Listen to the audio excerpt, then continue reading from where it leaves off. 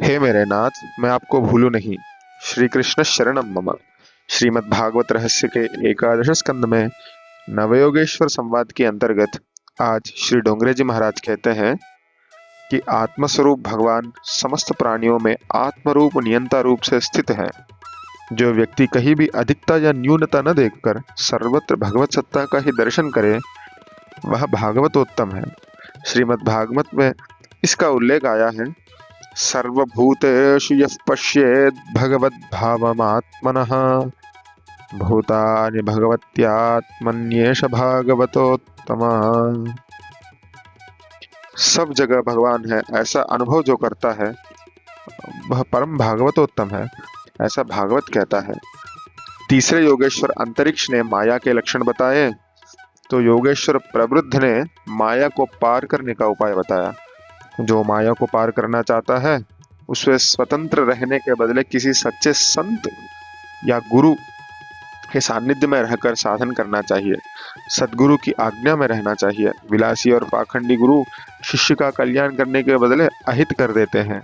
सो पहले तो ब्रह्मनिष्ठ गुरु को ढूंढना चाहिए। यह शिष्य का प्रथम कर्तव्य है, साधक का प्रथम कर्तव्य है। जिसे मात्र ब्रह्म शब्द के प्रति ही लगाव है वह गुरुपद के लिए अपात्र है। संत ऐसा ब्रह्मनिष्ठ होना चाहिए कि जिसकी स्मृति मात्र भी शिष्य को पाप कर्म की ओर बढ़ने से रोक दे।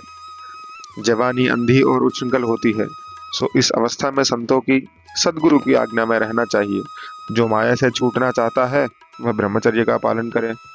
आंख से भी और मन से भी रोज एकांत में एक ही बैठक में 2 या 3 घंटे तक प्रभु का नाम जपना चाहिए। वाणी संयम में रखना चाहिए। प्रतिदिन कम से कम 2-3 घंटे तक मौन रहना चाहिए। मौन मन को एकाग्र करके चित्त की शक्ति को बढ़ाता है। मन वचन कर्म से किसी को भी नहीं सताना चाहिए और मन वचन और कर्म से भगवत भक्ति करना चाहिए। स्वधर्म में भागवत धर्म में निष्ठा रखो, किंतु अन्य धर्मों के प्रति कुभाव नहीं, आदर रखो। रोज प्रार्थना करो। जीव और ईश्वर का पहला संबंध वाग्दान से होता है।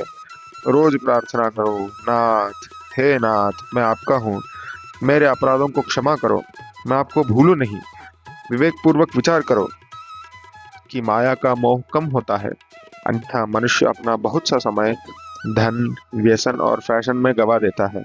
माया को पार करना है तो कोई साधन नहीं, किंतु भक्ति का अनायास और सहज प्राप्त भक्ति ही अनायास और सहज प्राप्त साधन है।